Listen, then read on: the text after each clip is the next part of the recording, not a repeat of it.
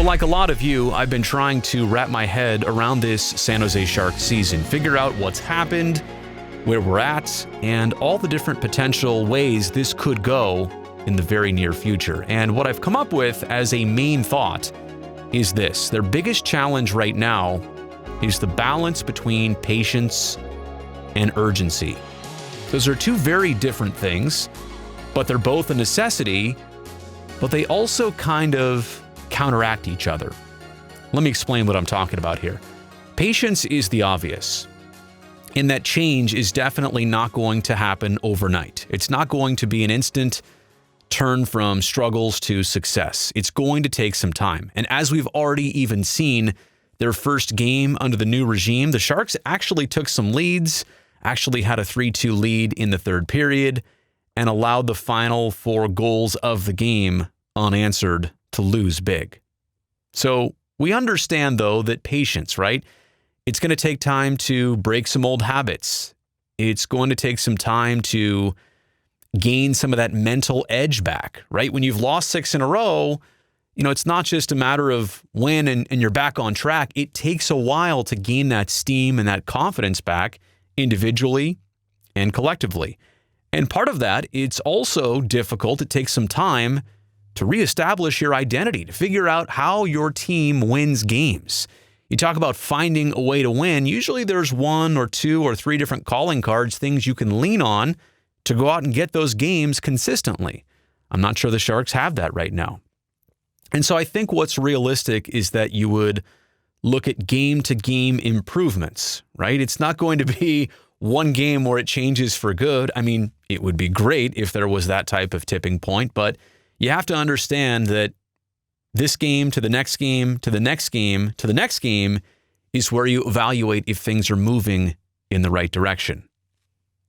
I say all that, but I think you also understand urgency has to be a huge part of this. It's mid-December, and there's not that big a window right now for the Sharks to turn things around and change. If you think about this, right? Think about how the season has gone. Mighty struggles in October, right? 4 wins in the majority of that month. The entirety, but the majority of that month, 4 wins. 11 wins then in November. They totally turned things around. Thought they were behind all of their struggles. And then in December, as I record this right now, still winless in this month. But if things continue to a struggling pace in December, and I mean another 3 or 4 win month, it could take all of January to fully recover all over again, to get back to a 500 or better record. It would take a really good January. And by the way, the team's also going to have a full week off in January, so maybe it takes a little bit longer than that. So then you're looking at most of February and probably all of March to recover again, to continue recovering and maybe make your ultimate push. Let's say things can be recovered in the month of February. Okay, then you're spending all of March trying to assure yourself a playoff position. You do all that, right? What do you have left in the tank come April when games matter most? What do you have left physically, emotionally, health-wise? The exertion it takes on a team to make not just one, but multiple significant pushes in the course of a regular season, it takes its toll. I think we've seen that in seasons of San Jose Sharks past. And so you don't want it to come down to the end where you have to make this drastic move, and it's going to cost you in resulting playoff games. I think there's that statement out there that you can't win the Stanley Cup in February, but you can definitely count yourself out of one by then. If things are going to change for the Sharks, I think there's some obvious factors that they have to work on. And number one, it all relates to chances for and chances against. In terms of the relationship here, I've come up with the basketball analogy that the Sharks are giving up dunks and trying to only take 3-pointers. If you understand that, great. I don't need to say much more, but just in case, let me go like this. Dunks, right? A very high percentage shot, usually from an inside location, and usually it's hard to defend a dunk or a player has a dunk because nobody actually is defending them. I feel like if you look at any game and the plays broke down, the grade A scoring chances broke down, the other teams are getting a lot of dunks. The Sharks' scoring chances are all coming from the outside. Shots aren't coming from within a 5 or 10 foot radius of the crease. It's more like 15 to 20.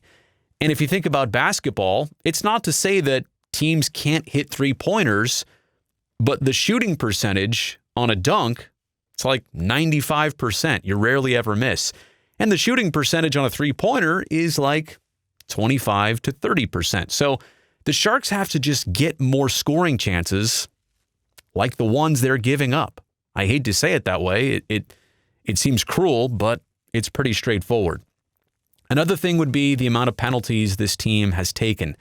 Now, their penalty kill has masked a lot of this problem because it has actually been one of the best aspects of the club so far. In fact, one of the best penalty killing units in the entire NHL. It wipes out a lot of the fact that the Sharks spend too much time in the box. They break up any type of momentum gained in the game, and it's certainly not helping them. The PK is helping them for sure. It's helping them not make something bad even worse. But to cut the problem off at the root would be to stop going to the penalty box so much. Speaking of special teams, this group really has to at some point make the power play their calling card all over again. They've got the type of skill players, the type of veteran players on the 5-on-4s and on the 5-on-3s to capitalize. But if your 5-on-5 scoring is just not going to do the trick on a consistent basis, then your power play has got to be doing the heavy lifting. And I think Curtis Brown, my beloved colleague, said it perfect a couple nights ago. It's a bit too stagnant. Can't hang on to the puck for 4 or 5 seconds. Got to keep things moving. Got to keep the opponent moving. Got to tire them out. Got to get them out of position. And that way you can capitalize. Longer the Sharks hang on to the puck on the power play, basically the more they deaden it and allow the opponent to do something good. On the same token, right, we're talking about a power play that could be a little bit less predictable, keep moving the puck around, put the opponent on their heels. At the same token, predictability would actually be a good thing for the Sharks overall in their game. And I'm talking about this in two ways. Predictability between teammates, it helps you cut down on turnovers, and it also helps eliminate mistakes in defensive zone coverage. If I know what my opponent is going to do, and if I know they're not going to stray from the system, I can comfortably make a better decision instead of also trying to cheat. When one person cheats and maybe another does, anything you planned out before the game kind of goes straight to the trash. But if everybody plays their part in a system and trusts it, then you're probably more likely to get the results as designed from the onset. And last but not least, in fact, maybe the most important thing out of all of this, I talked about team defense. This group really needs to establish a defensive identity. That's something that they may not have had now for 12 to 18 months. And I'm talking team defense here. And some nights, yes, I'm also talking goaltending included. There's a lot of nights where team defense is the root issue and it's obvious. But I will say this season, there have also been some occasions where goaltending as well hasn't been good. And so you can't say it's all in the defense. Some nights it's the individual aspect of a goalie. Let me just paint the picture like this. The team has given up 5 or more goals in a game this season 12 times out of their 34 games. 12 times they've given up a 5, 6, or 7 spot in those 34 games. And you do the math, you realize that's more than a third of their total games. On the flip side, though, they've been great on certain occasions. They've given up 2 or fewer, 2 or fewer, 9 times in their 34 games. And by the way, they've won all 9 of those games. You can clearly see that 2 or fewer is their magic number, but just that's crazy. 21 of their games have been decided drastically. 12 times they've given up 5, 6, or 7.